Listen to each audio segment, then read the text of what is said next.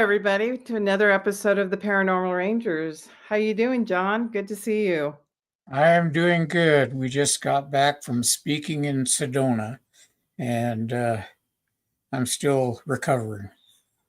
Well, I am too in travel. It's good to have you back. Apparently, Stan is still out there and his doing his investigations of things, and so he will not be with us today. But it's been kind of an interesting timeline we're in at the moment. You can see my background. It's kind of cosmic in its own way. um, I'm in travels. Unfortunately, I have a family issue that I'm dealing with. My mother is having some issues, but it will all be well. And I'm a little tired today. Yeah. And that's why I said it was a little cosmic today. Travels will do that to you. What about yourself? Are you trying to adjust back to your timeline and your life? Yeah, we were down in the land of the vortex, and we actually stayed right next to a vortex area, and we could feel it. Yeah. So hopefully, it didn't affect me in a negative way. No. And you know what? Today we have a special guest. We have John Burroughs.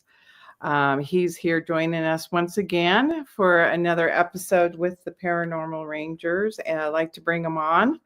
How you doing, John? Nice to have you on the show. Yeah, thanks for having me back. I'm looking forward to an interesting conversation.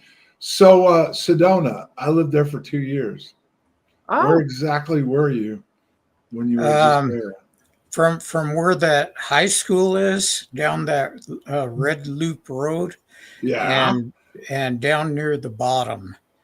you were Uh, down. So you went down where the rich folk live. yeah, I don't know if they're rich or not, but they told us that the water tasted funny, and they said it was charged.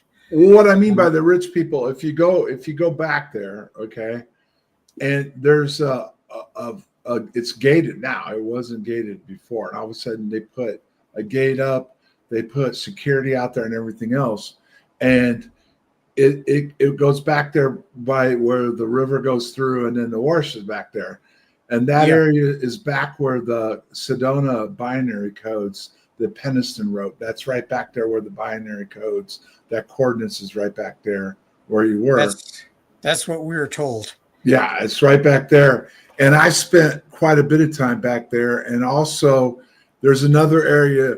Did you go to the stupa while you were No, there? Okay. um, I was told by a medicine man not to go directly into any vortex area uh, because uh, he said that the vortex spins in the opposite direction of what our bodies do.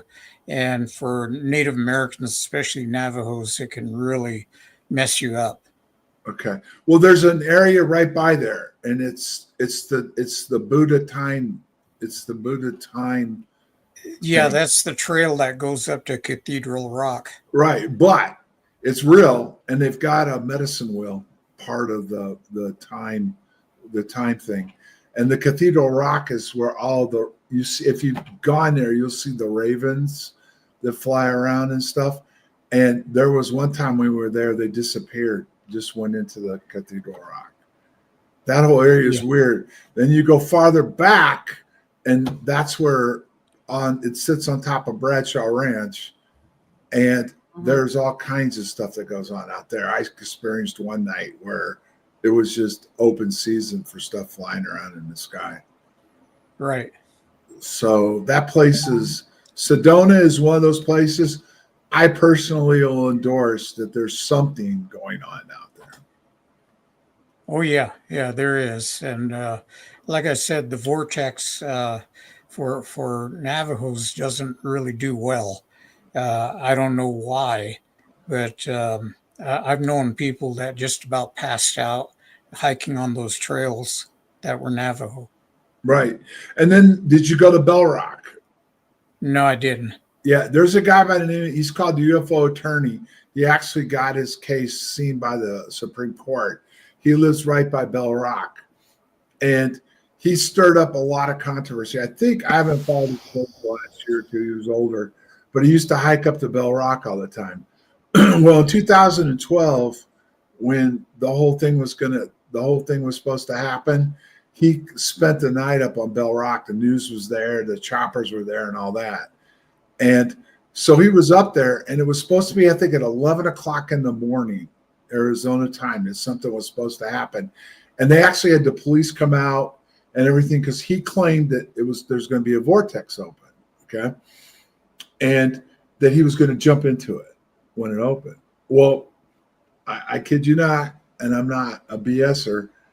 My son and I were sitting there because I lived right behind Bell Rock, and we were watching all this with binoculars. And he was facing towards, there's a Circle K and there's a roundabout there. So he was looking towards where we were looking at through binoculars.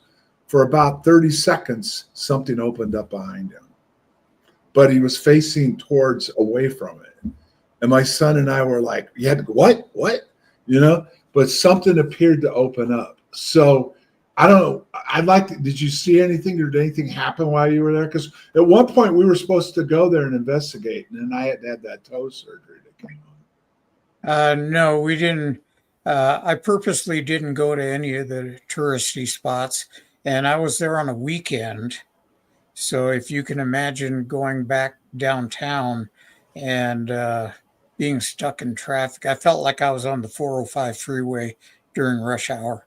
So, okay, yeah, that one road that goes from, I forget the town where Bell Rock is, the name of it. It's actually under Sedona and goes up into West Sedona. Yeah, that road can be crazy. So yeah, it was bad. So, but yeah, so you didn't go. Well, if I ever get back out there and you're around, I'll take you to where they're not. This one area is not a tourist spot. This is the real deal. And stuff happens out there all the time. So okay, that sounds like a plan. So, John, I wasn't able to be on the last show with you, and I know that you guys had talked about your new show that you have on KGRA Digital Broadcasting. And how's that going, by the way? Well, it's not really a show. Every week we recap a series that I put together with another guy by the name of Keith, that it's called Veritas Obscura, and it's Echo Protocol. And it's about a science fiction version of what Rendlesham was all about.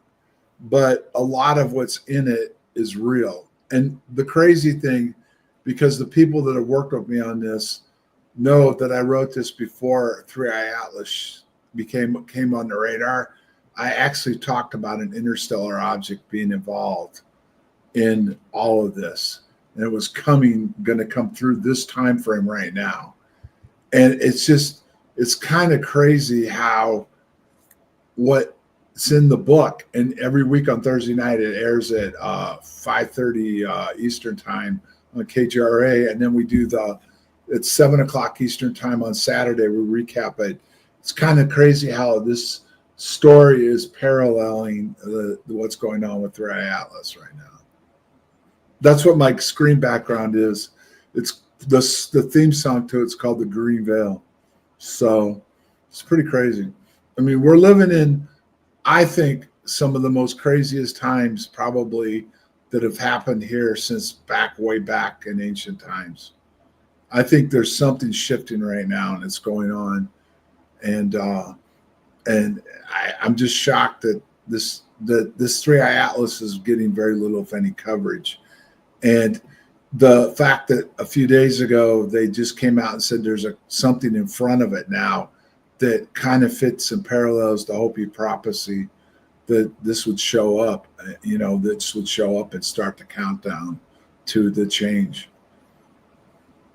And what do you think the change is going to be, John? Well, that would be more something you would know, Michelle. We've had off-air talks about different things, including how they blocked me from going to Skinwalker Ranch and stuff. And so the point is that there's a time, I think, right now where what the natives experienced and lived is actually coming back to fruition again, and we're going to the next level.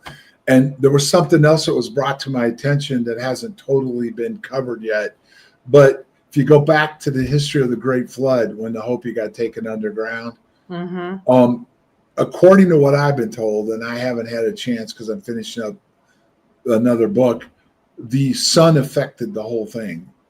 And when Three Eye Atlas passed, the sun just did now last week, like a few days ago, it triggered something with the sun, and that's what we're going through right now.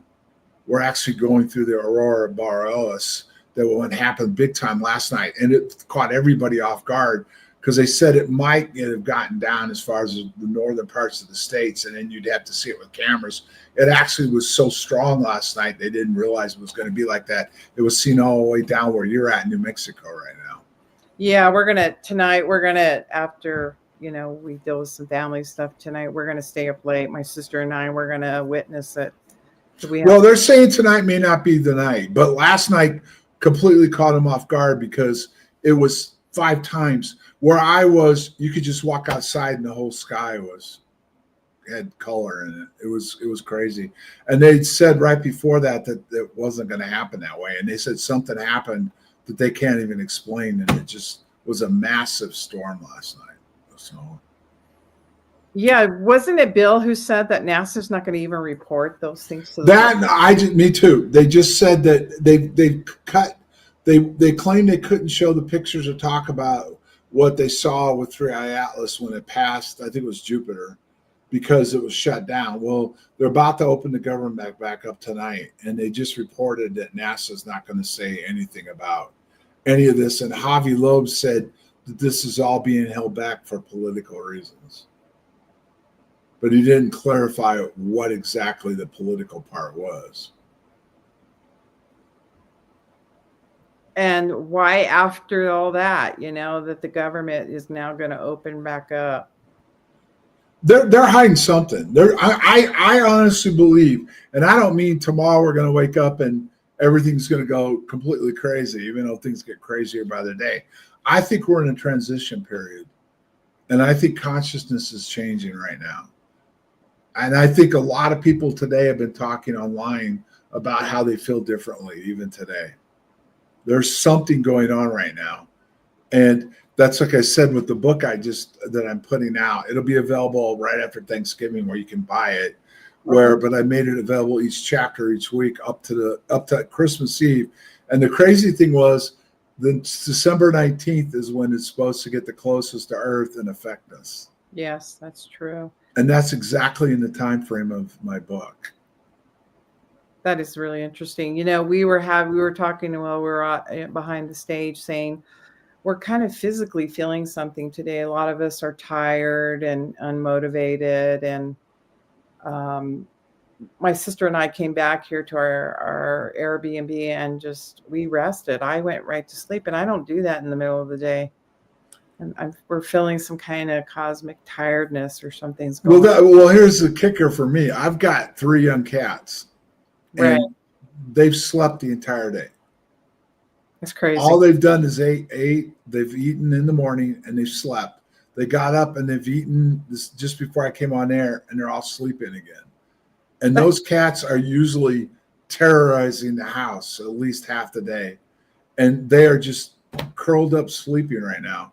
And I know, I'd really like to go on what you think is going on with Rendell's from Michelle, because we've had some conversations, but I don't want to drop a surprise on you by what we said in private. So, do you feel like something's going on right now that's going to be cosmic in nature?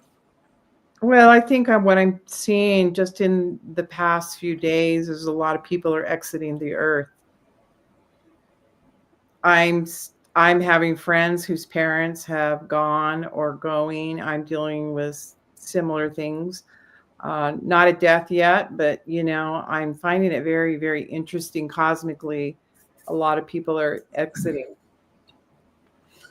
Okay. What about you, Jonathan? Did you get any vibes in Sedona up there? I know you didn't go to the spots, but did you get any vibes about there was something kind of weird going on? Well, me and Stan, where we were staying, we could actually, how you feel when you're sitting at a railroad crossing and the train is going by and you can feel the ground kind of vibrate. That's what it felt like to both of us. And we actually Stan set a cup of water out. I was telling him that Tyrannosaurus was just around the corner and going to make it vibrate. But, as we sat there, there were ripples that were coming up every now and then. And so there was definitely some sort of vibration at that location where we were staying. John, I felt that yesterday too. I thought it was like a mini earthquake going on. Okay. Yeah. I'm feeling And- vibrations as well. And I actually feel those all the time, especially when I'm laying down. Mhm. I can feel something shift. And having grown up in Los Angeles, and been there for the Sylmar earthquake, I know what an earthquake feels like, and I know what something unusual, that you can sense it. So I have been able to sense a lot of earth movement like that.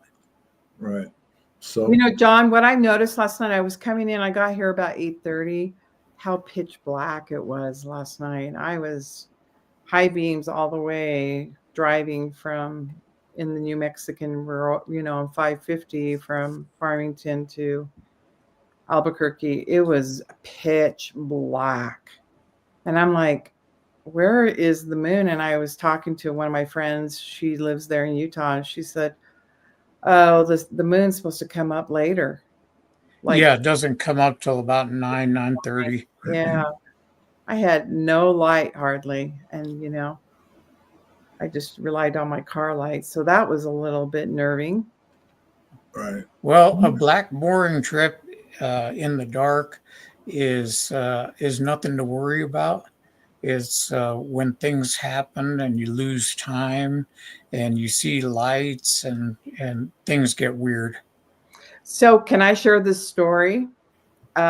Around dusk time, I was coming from Hesperus, Colorado, and I had visited with one of my college friends, and she lives up on a county road that sits on top of a hill. As I was coming down the hill, all of a sudden I look in front of me, and there was a silvery aircraft, and it was I've never seen it before, silvery, and I'm like asking myself, what is that? And I was leaving a message for somebody else on their phone, and I forgot that I was giving them a message, and I was like, what is that? What is that? I got to grab my camera and grab it. And as soon as I went to grab for my phone to take a photo, it disappeared. And at first I thought, am I seeing things or is this aircraft? So I had that cosmic event yesterday, and quite interesting. Yeah, they're just keeping an eye on you. Somebody is. That was something that, and maybe get you to ask me a few questions, Michelle, but because we've talked before, but when we were up at Skinwalker, Toby Martinez, I, and Warren, Yeah. we went up there and we had some stuff happen in the cabin. The first night we checked when we got into the cabin, where the camera actually was sitting there, and we were testing all the equipment because we we're going to go out the next night, and the Right. camera moved down and it drained the battery. So Yep. there was a presence in the cabin, and we weren't that close to Skinwalker. I think we were like 45 minutes to an hour. So put a new battery in, and it seemed to hold up. So that evening, all the equipment came out. We tested everything. And in the morning, made sure everything was charged. We had meters and everything else. And we went out there that night, and all the batteries got drained as the Right. stuff started flying around. And I always scoff at people when, like, why didn't you get a picture? Well, it disappeared, or it drained our batteries. Well, it actually did. And we did get some readings from the EM meters Mm-hmm. for a few minutes, and then it drained. But what was crazy was, this came from Warren, not me. When they got back to Ogden, somebody stole those meters from him. Oh man. So there was some data on what was going on that night out there, but it was a crazy show that went on right outside the backside of the ranch. of all kinds of stuff flying around and stuff that night. It was crazy. Well, John, and you have something very, very true there. When myself and Jim Morris would go and do parameter checks at the ranch on Homestead 2, we took his Denali out there and we were circling back to come back to Homestead 1. And this is before it got locked down. It was during I think, yeah, before the show had began. And he all of a sudden stopped, the car stopped, and all the lights went out, and the headlights, but there was the only lights were the fog lights that worked. And what he had done was blown all the filaments out of his headlights, and we had to go back to Salt Lake, and he had to get them all changed out. So that does happen in many accounts of people's phones draining, equipment draining, cameras draining. So that is so true. The energy, for some reason, just gets drained out, or they don't want us to witness what's there when that happens. Well, from what I understand, it was a Hopi curse that started all this. Was that right, or was the Hopi cursed? I think it was the Hopi curse, the tribe that was there, right?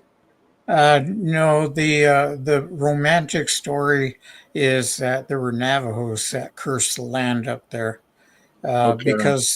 because the Utes had provided scouts for the U.S. cavalry during the roundup, Okay. and but my research has shown that things have been occurring in that area and known all the way back to Fremont times, and that there are a series of ritual sites around that Skinwalker Ranch area that were put there for the reason of holding back whatever was there so it wouldn't come out into the rest of the population. And those sites are anywhere from 500 to 700 years, even 900 years old. So the Navajo curse would have occurred about 1868. And it doesn't account for a lot of the sacred sites around that area. That was a weird area. It was. I honestly didn't get the vibes up there that I got in Sedona. I just can be straightforward. Sedona was like living there for 2 years was a ride. It was the magic carpet ride, is what I call it. Were you purposely wanting to find something, or you? No. Okay. The story with me up there was that I moved up there. My son didn't want to go to the school in the valley, so at the time, Sedona was a decent sized town as far as people. A lot of people were living there more. Now it's turned into a Airbnb place where most people can't afford to live there because the prices have gone so high, and the people that own it rent the houses out. So when we were there, there was a high school, 2 middle schools, and like 3 grade schools, I think it was. Now it's down to the whole school's in the high school. It's just the population's gone. People can't afford to live there, right? So moved up there because that had the highest rating for the whole northern of the state for school, because he was pretty good in academics and stuff. And then once I got up there, I started meeting people that had experiences in different things. And I got taken to some sites, including some sites that most people don't see, where all the markings are on the walls and the caves and all that other stuff. So I didn't go up there to like meet something or experience anything. I moved up there for that reason. And then that's when all the fun started. I mean, never mind, that was the time the code broke too. And so the code was out there, and did go out and visit the site. So, and that was a weird place. Most people don't know where it's at. We couldn't even figure it out. When we first went out there, we got a good reading on it, but everybody that tried to go out there afterwards, they had issues with their GPS. They were having issues getting to that area. In Sedona, it's really interesting. I had introduced a young man who got a hold of myself. This is years and years ago, requesting to meet Dwayne Ollinger, and I introduced him to Dwayne. and the gentleman was living in his car, and he was investigating sacred sites and also UFO sites. And then the story came back to me that Dwayne made his way down to Sedona, and there was like a vibrational hum. Have you and he had an extraordinary experience. He doesn't get explicit about it, but he just says there was a hum, and recounts this wonderful experience he had, but didn't give any details. Have you ever witnessed something like that? No, well, the big night there was stuff in the sky flying around all over the top of us, but there was no hum, and there was no, like, I didn't feel like I had an awakening or an experience other than you just couldn't explain what was flying around and what was going on. And there was other nights when we were out there. I can't think of you may know what it is. You were just there, Jonathan. What's the town? You go from Cottonwood, you go up over the mountain, and you go down into Prescott Valley. What is that town? It's a ghost town that sits up there on the mines. What was that town called? I think that one's Jerome. Jerome, yeah. Yeah. If you sat out in this area that's not a tourist area that most people don't know about, you would see lights almost every time you go out there. You'd see stuff flying around Jerome and down, and it would come down into that area. So there's definitely a presence there. Now, the government was there at one point. I don't think it's there anymore. And I can say that with authority because I was with the Air Force in Arizona, and we were responsible for that facility that sat out in West Sedona. So there was a facility out there, and part of their job was to monitor low frequencies that were in the area. And there was 2 people that were in the remote viewing program that lived there. And I don't know if they're still alive and they live there now, but they're up on a couple of the mountains. That there's some mountain houses up there, and their whole house is nothing but equipment. That their job is to monitor the frequencies of what goes on there. You know, it's really interesting about this 3-eye atlas. The interesting thing is about maybe 3 weeks ago, I was sitting out on a Saturday, and it was cloud cover, and there was a nice cool breeze. And all of a sudden I was karaoke with my daughter-in-law. She loves to sing. So we were sitting outside just enjoying the weather and having a nice little tea or soda. And all of a sudden the heat started radiating like heat. And all of a sudden my arm got sunburnt right there. And I called a friend of mine and I said, "What is going on?" She goes, "Oh, I think you just better get inside because there's a sun flare happening right now." And I felt like I was inside of a microwave and I couldn't get cool. And I was like, I got to get in the house. And I had to stand in front of the fan. But I noticed I got sunburned. So people need to be very careful. And these sun flares are coming through because it does affect your body. It affects everything. But so do you guys have any questions? I think, Jonathan, last time we got into Rendlesham a little bit. Do you have any questions for me about Rendlesham and my experiences and stuff like that? Oh, wow.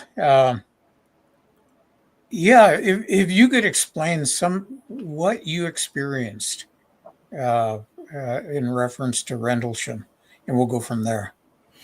Well, the interesting thing was that at the time, I've been there almost 2 years, and there's different people that was involved in our 3 nights. There was 3 nights that I was involved with, or 2 of the 3, but there were 3 nights in a row.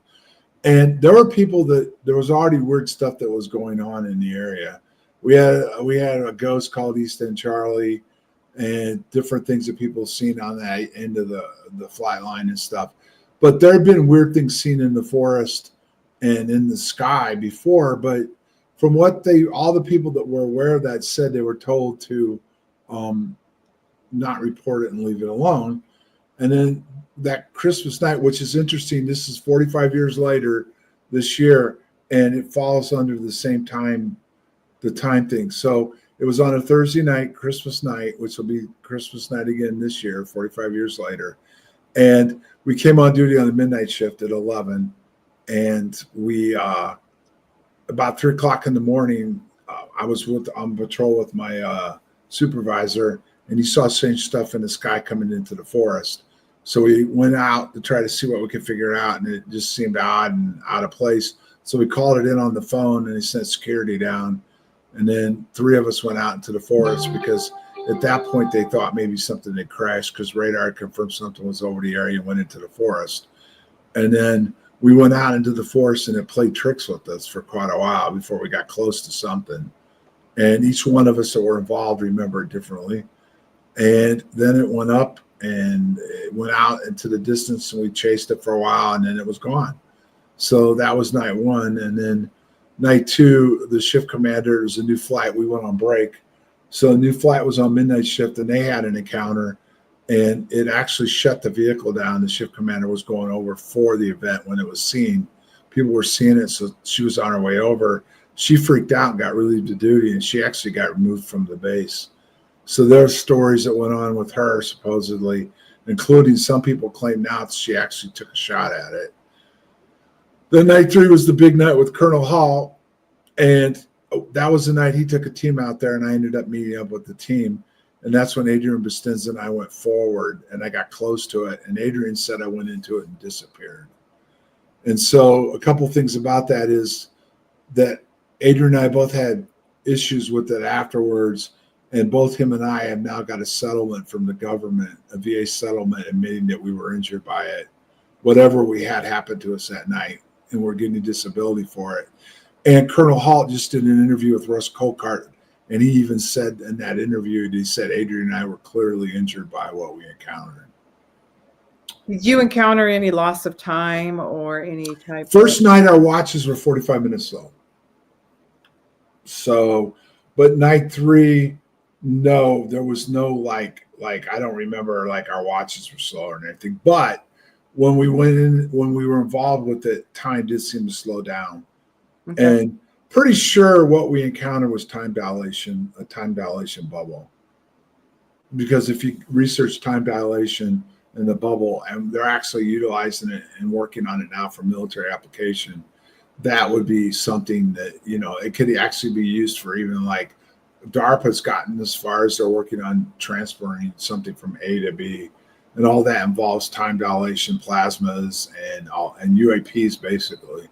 Yeah. So that's the book I'm coming out with in December. It's called Project Rendlesham Crossing the Threshold. And what's going to be in that is describing all the technology we had out there, what they were working on at the time, how it's evolved, how it affected us.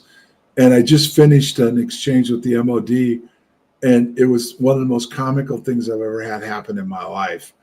So I started out with 4 different agencies and a whole bunch of questions. So they kept coming back and telling me it went over their ability money-wise. I think they can put 26 hours into a particular question or whatever. So they'd say, well, you're asking for too much. This stuff exists, but we're not going to be able to give it to you because of the cost. So narrow your questions down, So I narrowed my questions down to a couple on each, finally, and this went on for 6 months. And the last response back from them on each one was, oh, we don't have any data. So they came from saying that they had overwhelming data on my questions I was asking about the different equipment that would have been there at the time. And I don't know if you've ever heard of it. Have you ever heard of a Marx generator? No. Okay. That's one of the things I was focusing on. And it was there outside the back gate at the time. And right after Rendlesham got exposed, the Thatcher government classified the actual generator. And the generator was built off of Tesla technology. And it can be utilized. It can be utilized to affect time dilation bubbles and all that other stuff. And one of the things that I've gotten into with the ufology world, but this is a fact, and they don't know how to answer it totally, is that the Robert Salas incident, right? A Marx generator and Sage radar were connected directly to the site that he was in that was affected in what they saw. And the thing is they didn't see like a metallic object or a craft. They saw what you would classify as a UAP or orbs. And this particular generator has been advanced. In fact, the you know when the infancy generator was first built? Any ideas? Yeah. It came online right before the Philadelphia experiment. Oh, okay. Okay. So it's pretty clear that it was involved. The Philadelphia experiment really did probably happen. And they've been messing around with these generators and this different technology and studying what they've now classified UFOs as UAPs, this type of plasma technology or whatever, which if you go to Condyne and look at it, Condyne admits it's real and it has intelligence in nature. It can do things that we can't explain or whatever else. And it could tie directly into interdimensional travel. And it's Yeah, in my career, yeah. I've had a number of missing time experiences. Usually they're about 30 minutes in duration. And I had one involving that same time dilation where I gained 45 minutes of time and couldn't explain it for the longest time. When I blinked, I was at one location. When I opened my eyes, I was 15 miles down the road. And but I arrived at my destination 45 minutes early, and I have no explanation for it. The time formulas, Johnny went, if he was traveling this many miles an hour over this much time, I would have had to been going, a couple of 100 miles an hour to get there. And I just don't have an explanation until this last summer. I was in Alamosa, Colorado at the Snippy conference, and somebody came up to me and they said, "You teleported." And so far, that's the only explanation I have for that incident, was that I was teleported from one location to the next. And that sure beats the explanation of crossing the threshold of microscopic black hole, the event horizon. So, um, so far that answer kind of resonates with me. John, in your estimation, with Rendlesham, also with Native American lore and these, do you believe that Rendlesham is a sacred area similar to what you found with the Hopi areas, the areas that are where portals exist? Do you feel like Rendlesham was one of those, or do you feel like some technology was involved? Oh, wow. I can't hear you.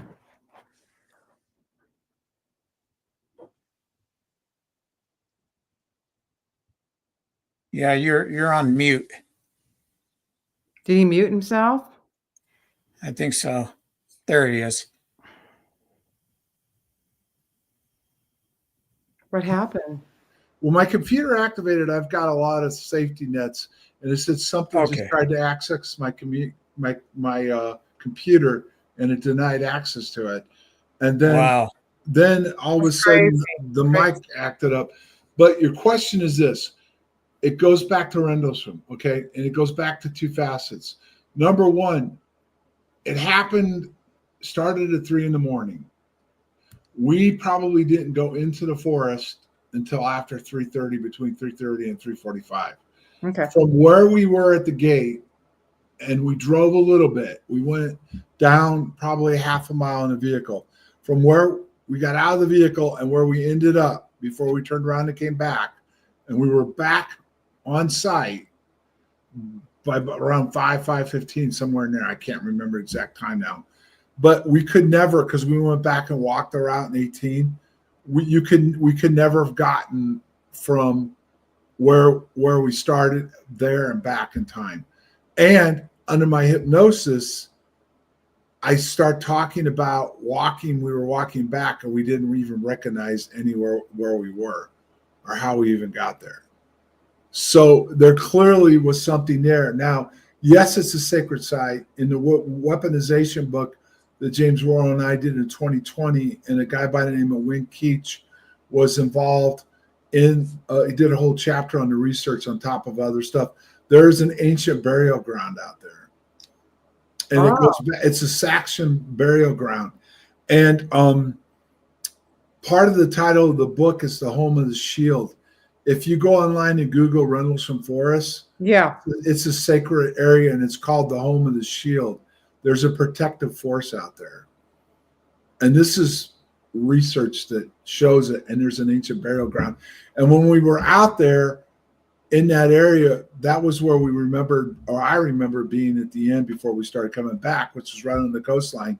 They took a bunch of pictures, and there was some kind of weird orbs all in the ground and around me in the pictures he took with this camera and stuff.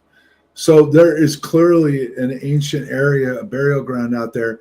And what most people aren't aware of, at the time, there was a sanctioned government project going on. His name was Andrew Pike. He wrote a book about it. They were there studying UAPs and this phenomenon that was there. And in his book, he even admits that the incident then took place and they crossed together into something crazy. So that area is well known for having weird activities going on, just like, say, Skinwalker Ranch, Sedona, and some of the other areas. Yeah, there's a parallel, the 37th parallel. I do believe that a lot of this stuff takes place around the world that's tied into that parallel vortex. And people have tried to study it, but these things are so random. But it apparently also, looking at it from a sacred place that were burials, ancient, Fremont Native Americans, Hopi lore. I mean, there is just so much out there we don't know that our ancestors knew. Well, Jonathan, you guys were aware that was a main travel route for the Native Americans through Sedona, right? And there's just down the road from Sedona, there's a major burial ground down there. Okay. Like Montezuma, isn't it called Montezuma? Or what is it called? It's a major. Montezuma's Castle. Yeah. Mm-hmm. Right. And they lived in the cliffs above Sedona. And were you guys aware at one time Sedona was a huge lake? Yeah, go back and study. Way back in ancient times, that whole area was a lake. And the natives lived up in those mountains that sit above, up there in the caves above. Right. I know that in Utah, the Bonneville Lake was an ancient lake that spread across Idaho, Montana, Utah, maybe as far as where Arizona goes, because well, Sedona was underwater for the most part of it. It was a valley, it was underwater, and then it switched to a desert. And that's part of the thing that people don't even realize. The earth has made major changes, over thousands of years. And what was desert was lush, maybe even tropical at some points. And that was a major area where the natives, they stayed there in the summer and then they traveled south towards the Phoenix area in the winter to get out of the mountains for the winter. So there's all kinds of burials and caves. Have you guys ever seen the caves and some of the glyphs that are in there and stuff? I haven't been up there. So yeah, it's amazing what's there. I mean, if you ever want to go to an area where you actually have a chance of something happening or experiencing something, that is the area I would recommend. In fact, Jonathan, I hope someday we can get back there together, plus I'd like to get up on Hopi again. I'm hoping that the Hopi connection can get me up there. He blew his knee out this summer, so he's just recovering from knee surgery. But hopefully, maybe next spring can get up there. I'd like to go back up on Hopi because we had weird experiences up there when I went up there. So John, with your Rendlesham experience, and I know I'm asking a lot of questions, did it consciously change you in any way that it heightened your sense of connecting to I must say cosmic intelligence of that sort? I mean, do you feel like there was a change in you? Not right away. In fact, Okay. no, it was the whole thing. I was just a young airman, and there was a lot of, I guess you call it politics or whatever you want to call it. Yeah. With the wing people got involved, the higher ups got involved. I was just a little peon that got called in, wrote a statement, and told, "We'll let you know if we need anything. Don't call us. We'll call you." And I did go back out and see some more stuff because they put me on a particular gate where all this stuff was going on. But ultimately, I went on my way. I was told to keep my mouth shut. They'd let me know if I needed anything. So I did. I went on. I left the base, went to my next base. Nothing the whole time I was there. Got to Arizona, and that's when News of the World broke. And that's when everything changed for me in my life because everybody started chasing me about stories. CNN showed up and everything else. But it wasn't until years later that I started feeling differently, that I started feeling more of a connection. But at first, no, I'm not going to try to make this all of a sudden I changed and all that. But I do feel differently now. And Toby Martinez believes that I can bring him in. I think you said the same thing, didn't you? You think I have a connection or something? Yeah. When I was with Warren and Toby, I think it was 2 summers ago. And then we had our experiences up there in the Uinta Basin, not necessarily near Skinwalker, but in the Uinta Basin. They told you about the event that happened with them. Yeah. That was, let's just say your guys' experience was crazier than what happened to us at Skinwalker from what I've had to this story. Yeah. In fact, it was so unnerving to Warren that he stopped the car and he jumped down and says, "What is happening? What is happening?" And then, of course, there's a deer in the middle of the road staring us down, which is not the behavior of a deer. It was like it was looking right through us, all of us. And I was able to have some bitter root with me, and I administered to all of them until everybody could calm down. It wasn't a fearful thing. It was just unnerving to see this deer. Their characteristic of just standing in the road and staring us down is not characteristic of that animal life. Well, it's unnerving when you can't explain it. Exactly. And what makes it even harder is like when you see something you can't explain, you don't know how to deal with it. And then how are you even going to get anybody to accept it or believe it? And the thing to me is, and I'm holding back a little bit right now, but yeah, I know you are. no, well, I mean, in 2 different ways, but one way is I got a funny feeling I may be in Sedona this Christmas. Okay. There's something I think, and again, I'm not talking about the great flood's going to hit between now and Christmas, or there's going to be, everything's going to collapse. Right. But I think people are going to be affected and there's going to be a change in a lot of people. And I think it's starting now, and I think it's going to go forward in the next few months. And there's just things going on with our government, and I'm not trying to get political now. I'm talking about why are they holding back data on 3i Atlas? Why are things like that are going on that just don't add up? I mean, Javi Loeb's out there saying they're hiding data. They're not denying it. They're not.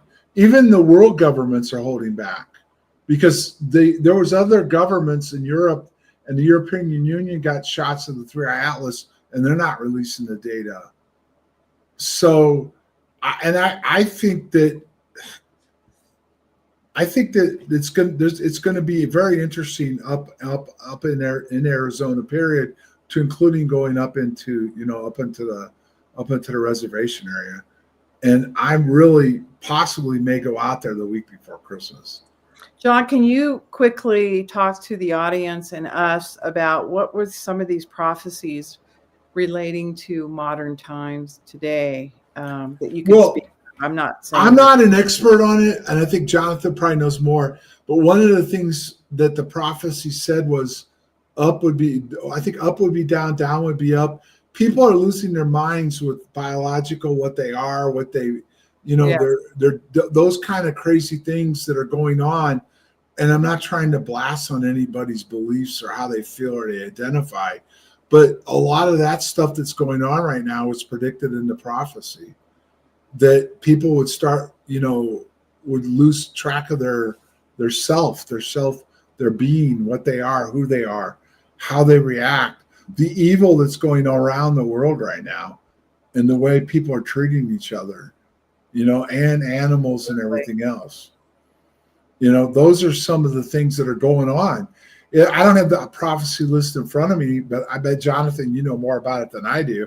But there's a lot of things that the prophecy said, and the blue, including that was going to be when the blue star would reappear. Yeah. The blue star Kachina. Now, I've also been told, and I can't verify this because I don't have access to the dances, but two things are going on in Hopi. The dances are dying, which is part of the prophecy. They're having a harder time to have the dances and the dancers. And the fact is that the blue Kachina removed its mask. Now, the thing that I had happened to me, which has happened to me when I was taken up on the third mesa, was I had, and again, people will probably think I'm making this up, but I was with the Hopi elder, and the blue Kachina dancer appeared right in front of us. Just there he was. Love it. And he gave us a root, and I don't know what the root was, but they talked in Hopi. He gave me one. He gave him one. They spoke in Hopi, and then the dancer was gone. And then, and what was crazy was two things that set out to me about this that was crazy. Number one, when you go up that road to go up to the mesa, have either one of you been on that road? Yes. Okay. No white people, no cameras, no nothing. Right. This mesa. I was a white guy, and when I got up there, no one acted like I was out of place. Right. But what's crazy about it was they do a series of dances, and there's three in a time. I got there towards the end of the first dance, and I was only allowed to see the next two in that series. And I was immediately had to get down from the roof, and that's when the blue Kachina dancer, blue Kachina, appeared, gave me the root. Then we left immediately from the mesa, went back down to his village, which was down off the mesa, and we spent the rest of the day there and then part of the next day for all the different dances. When we got back to Sedona, he told me to plant the root in the backyard. And he left me there and went home. He called me a couple hours later and said, "Have you planted the root yet?" And I said, "No." He goes, "Go plant it." All right. What's the big deal? I mean, I didn't mean I wasn't going to do it, but it was like vital. So I planted the root. A half an hour later, there were a whole bunch of blue orbs in my son's room, and a big red orb tried to come through the walls. And they attacked it and drove it out. It's really happened. After that, they wanted my son, they brought him up the next series of dances the next summer, because I went up right at the end of the dances, and they brought him up at the beginning of the dances. And again, I can't prove this, but this is what happened. They took him to the prophecy rock, and they allowed him to climb on the rock and be around the rock. And then they talked to him away from me, and he would not tell me what they asked or what went on.